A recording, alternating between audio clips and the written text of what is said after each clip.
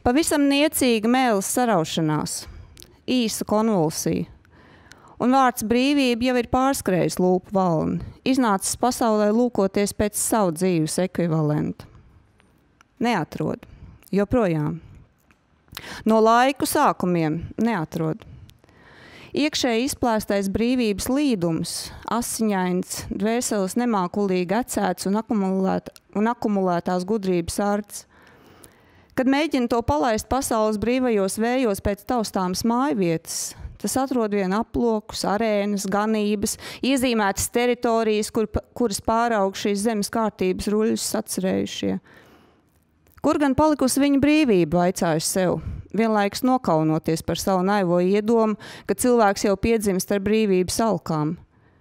Mūsdienu novērošanas kameras, noklausīšanās ierīces, pirkstu nospiedumu reģistri, tenku tīklu un informācijas sistēmiskās impērijas ir pierādījums cilvēka bezpalīdzībai brīvības priekšā. Lai apspiest viņā patvaļīgās un mežonīgās brīvības aizmetņus, lai cilvēks spētu pats sevi izturēt šo alku stihijā, viņš iedibina kārtību, noteikumus, lai pirmsākumos pats sevi, vēlāk citus disciplinētu un tiesāt tos, kas disciplīnai uzdrošinās nepakļauties. Liekulīgi plātīdamies ar demokrātijas brīnišķīgām ilūzijām, sabiedrības vēstā labpatikā noraugās, kā gluži leģitīmi cilvēki tiek sodīti par saviem uzskatiem un domām, kas nesakrīt ar vairākumu vienošanos. Ginters Grass par iztēloto brīvību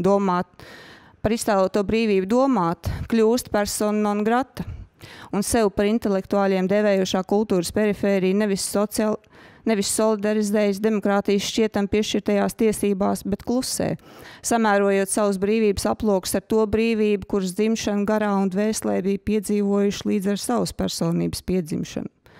Ļoti sen, acīm redzot. Pabeigts rakstnieka darbs ir liecinājums viņa garīgās brīvības esamībai, vai vismaz iespējamībai.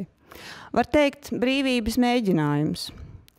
Kad lasītāji, tiesneši un kārtības ruļu rakstītāji padarīto sver, ceno, mērī un novērtē tā DNS labdzimtību, tas pieder pie ļaužu iedibinātās pasaules kārtības un brīvības izpratnes. Vienam rakstniekam tā šķiet pazemojoša gladiatoru arēna, citam pastaigā ar personību verdzinošām, bet baudīgām adrenalīna strūklakām, vēl citam lēti izgaismot cirku telts. Kurš nolaupīja brīvību būt tikai un vienīgi savu darbu autoram? Kāda mēma vienojoties personību vairāk solīšana amerikāniskas mērkaķošanās ietvaros pārvērtās tradīcijā? Kāds sakars rakstnieces zobu baltumam un krūšu izmēram ar viņas uzticēšanos nākt pūlī, kailai un vienai? Es taču to jau esmu izdarījusi. Katru reizi ar savu darbu. Katru reizi tas ticis nežēlīgi un nesaudzīgi piemērots, samērots, tiesāts, notiesāts un arī apzeltīts. To dēvē par lietu kārtību. Tā tas iespējams arī ir. Bet mana vēl elpojošā brīvība, ko cita vēlas materializēt sacensībā, skaitumkopšanas parādē, ir stiprāka par protokoliem un laikmatu vienīgo degvielu, konkurenci. Mans advokāts šai tiesā ir tikai mans darbs, ne mana persona. Un mana brīvība, kamēr tai nav pasludināts nāves sods, neapmetas labi pāraudzītos aplokos, slēgtās korporatīvās teritorijās. Tā klaiņo kā vējš, meklējot nozīmes, lai attaisnot savu pastāvēšanu nākamos darbos. Pagaidām vēju neapsūdz par tā pastāvīgajiem ar sabiedrisko domu nesaskaņotajiem ceļiem.